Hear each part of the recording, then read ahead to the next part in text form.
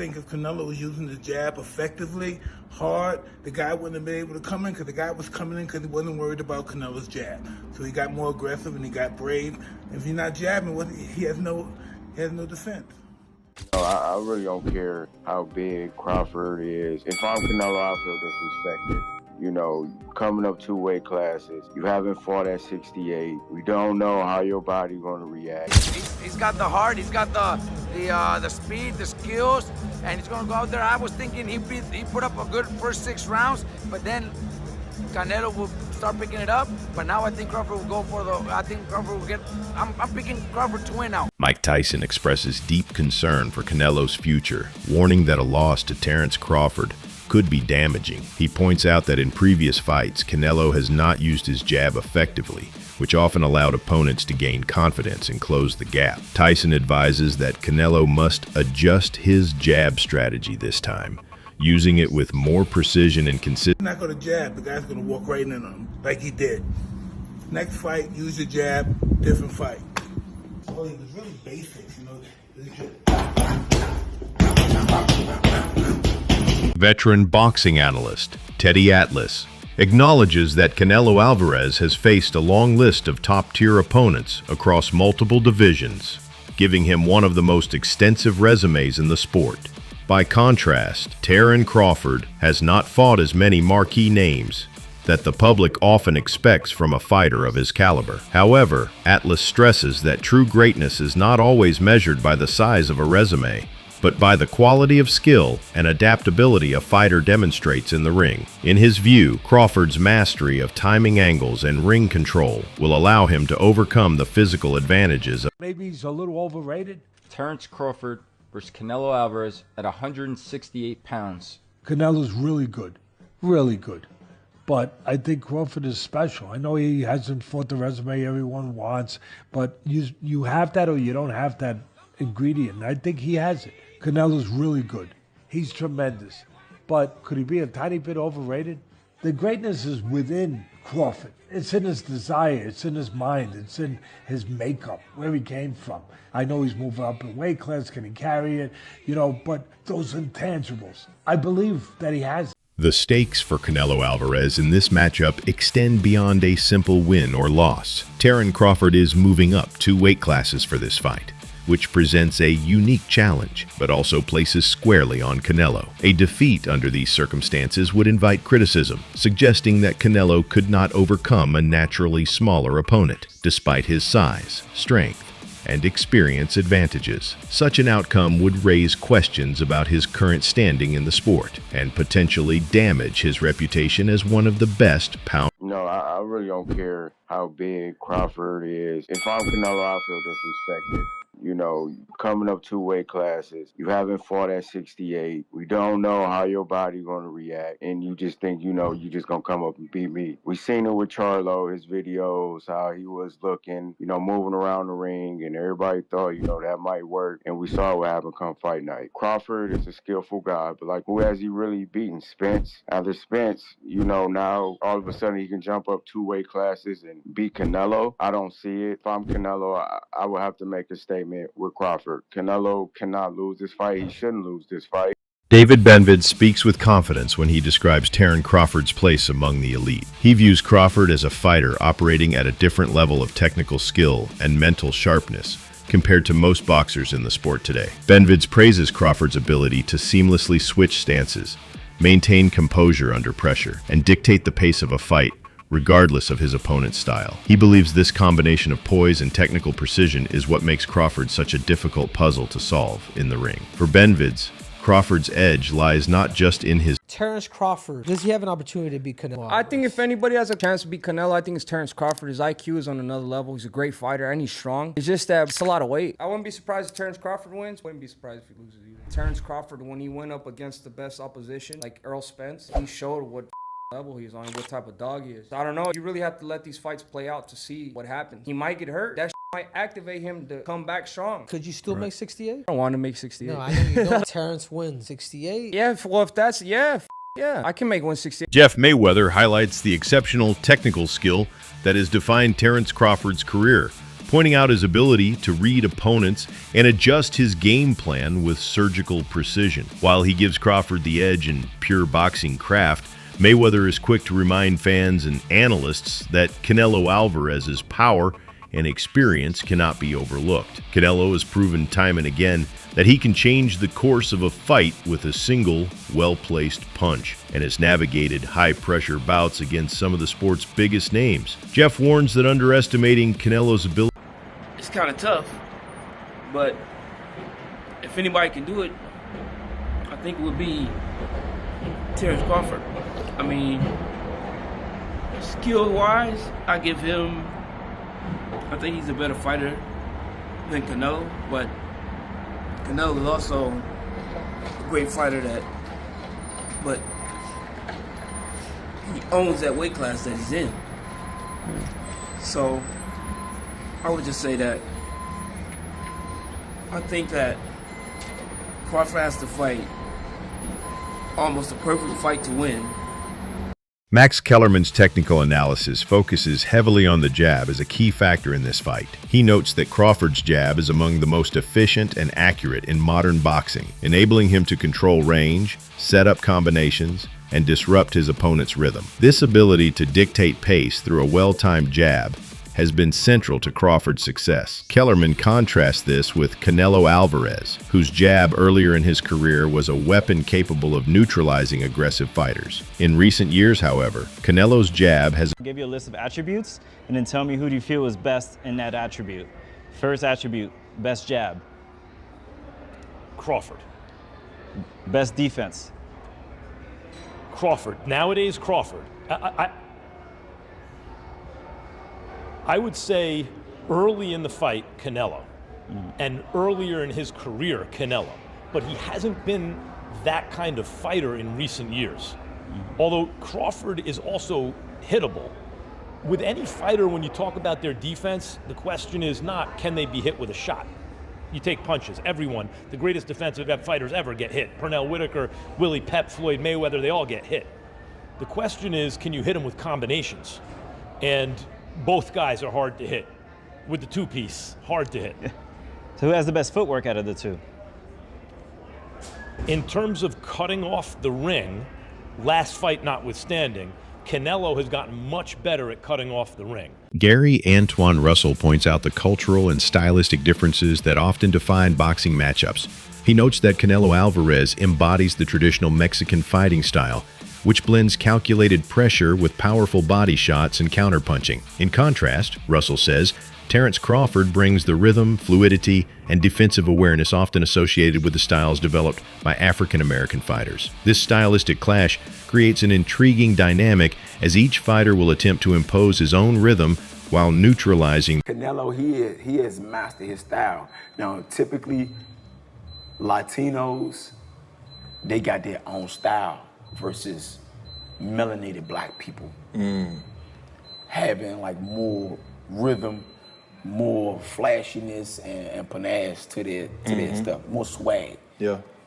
We just fight different than other ethnicities.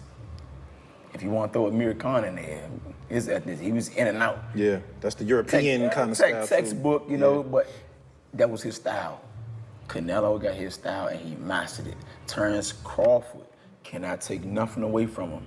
He's like freakishly good, you know. He go both sides, southpaw, orthodox, you know. And I feel like he adapt well. But it don't take much to get hit, especially these little 8-ounce gloves. He cannot slip up. He cannot slip up. He gonna have to stay set from bing to bing from round 1 to 12, and he better be in shape. I'm talking about like not 12-round shape. I'm talking about like 16-round shape. Trainer Robert Garcia has made it clear that he supports Terence Crawford in this high-profile matchup. Garcia admires Crawford's work ethic, discipline, and dedication to mastering the fundamentals of boxing. He says that seeing Crawford succeed at the highest level is a positive development for the sport, as it showcases the value of technical mastery and ring intelligence. While Garcia respects Canelo Alvarez and his accomplishments, I love Crawford. He knows that. I've seen him. I've talked to him many times, and I I wish him the best. I'm actually very happy for him and Bomac for everything they've done and the big fight that they're getting. You know, in this sport, making it to those fights and making it to those paydays, you got to be happy for anybody that makes it there. So Bomac knows, Crawford knows. Now I'm actually, after Canelo's performance, I'm actually leaning towards Crawford to win this fight. Why is that? What changed? Because I know Crawford's, he's got the heart, he's got the speed, the skills, and he's gonna go out there. I was thinking he put up a good first 6 rounds, but then Canelo will start picking it up. But now I think Crawford will go for I think Crawford will get. I'm picking Crawford to win now. Omari Jones believes that Crawford's approach to preparing for this bout is a model of professionalism. Rather than bulking up quickly and risking a loss of speed and stamina, Crawford has strategically added weight through a targeted program of nutrition and conditioning. This allows him to keep the agility that makes his style so effective, while also building the durability needed to face a naturally larger fighter like Canelo. Jones views this preparation as giving Crawford the best possible chance of winning, while and like me personally meeting Crawford several times, it's like the man is just so competitive. It's like I don't even have to say nothing to him. He'll just like, man, when we sparring, it's like his competitiveness is always gonna put him over the edge, and then he just has that like, I'm not gonna let you bully me, or his skill set. And it, I know they talk about Charlo when Charlo moved up, but I feel like it may be a little bit different for Canelo this time around because Crawford took the weight, the moving up in weight classes serious. He did the dieting, he did the training. So I feel like when you put in work like that, it's a win-win. So So, I'm gonna rock out so, with that. so you don't think Crawford, gaining that weight, because I saw him, he's pretty big. You don't Yes. think that's going to be a disadvantage for him in this fight? No, it looked like he put it on the right way. Um, you know, the nutrition, the like I said, the training. Crawford, he trains hard. So I feel like I know they say he probably went up to like 185, so he has to lose that weight. But I think if he did it the right way, which I know he did, he'll be successful in September. And I know you, like we discussed earlier, we talked with your pro debut, and now you're 3-0. Your last fight, July 19th against Blanco, and it was actually your third win by knockout. Yes. Super proud of you. How are you feeling about your pro career so far? I'm feeling great about my pro career. I definitely feel like it's off to a great start. Paulie Malignaggi adds to the discussion by praising Crawford's ability to find the right balance in his physical preparation. He observes that Crawford has gained the muscle mass necessary to handle Canelo's power without sacrificing the quickness that allows him to land counters and escape pressure. Malignaggi attributes this to Crawford's disciplined training camp and his attention to every detail, from diet to sparring strategy. This preparation could be... Wait, what's your thought about that?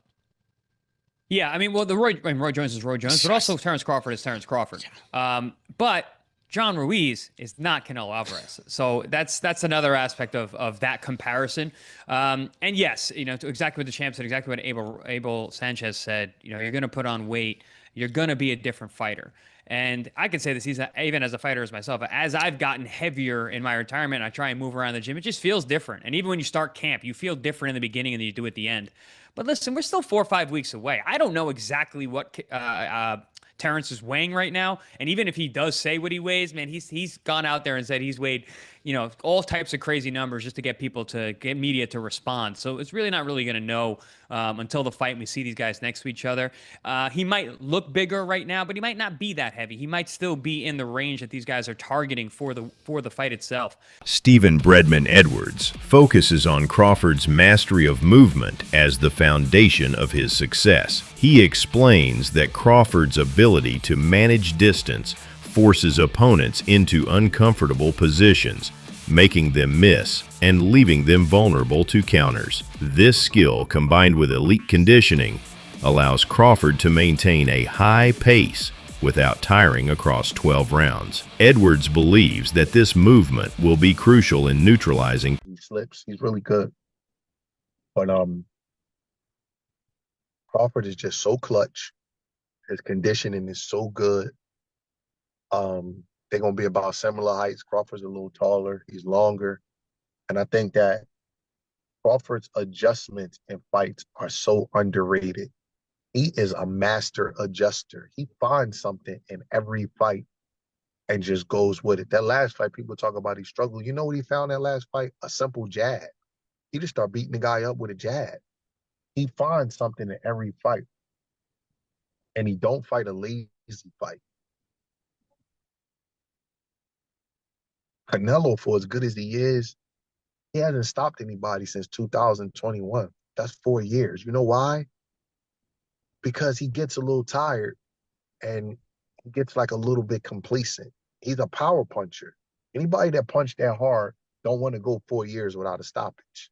He haven't got a stoppage because he don't have the conditioning and the stamina to push a guy over the edge after he hurt him or after, when the guy's running away from him to still be able to go get him.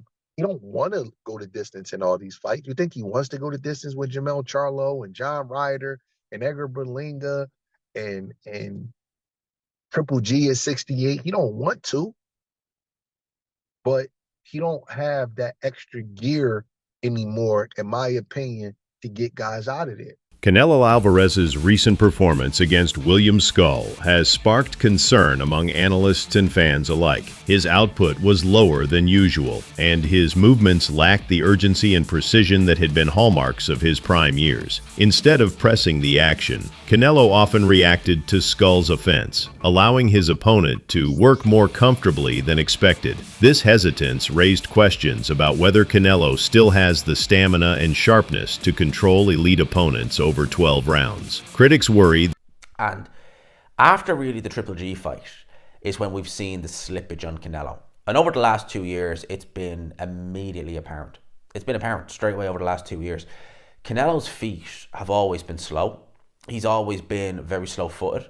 So when people are saying, oh, it looks like his legs are slowing down, yeah, they are. They've never been quick, but now they're even slower, which is a problem. And Jim Lampley on commentary on Friday night show was saying that one of Canelo's biggest strengths is his legs. It generates power and it helps with his punch resistance. Well, those legs are sliding and that power is diminishing.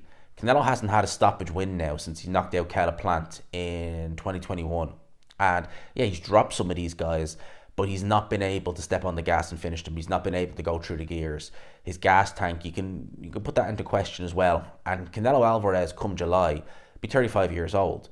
So he is, look, Canelo's been around so long and his real prime was in his mid-20s. So we associate Canelo, mid-20s to early 30s. So we kind of associate Canelo with that. I don't want to say ever young, but he is still young, just not in boxing senses. But he's been around so long, 20 years a pro, and he's been at world levels for probably 15 of those. You're going to expect some slippage. And I think in this fight, an opponent, it was very negative, yes, but an opponent who Canelo Alvarez of 5 years ago would have handled, and he did handle him, but you know what I mean, he probably would have put some damage on William Skull. He didn't do anything. Sean Porter and other analysts believe that for Crawford to win, he must rely on a game plan centered around distance control and strategic angles. By constantly changing positioning and forcing Canelo to reset, Crawford can blunt his opponent's forward momentum. Over time, this could wear Canelo down, both physically and mentally. Porter emphasizes that mental discipline will be just as important as physical ability in this fight. So I haven't seen that Terence Crawford against Canelo in these two press conferences. They're having dinner. They have the presser in Riyadh. They have the presser in New York. That's a weak-ass push by Canelo. And, that is not Canelo. What he did with Caleb Plant, that was real. He slipped him and then slapped him. And that was like, okay. This felt like, hey, social media saying you guys are being too friendly. We're paying you all this money. We're putting the knockout bonus there. Come on, we got a fight to sell. Let's heat this up a little bit.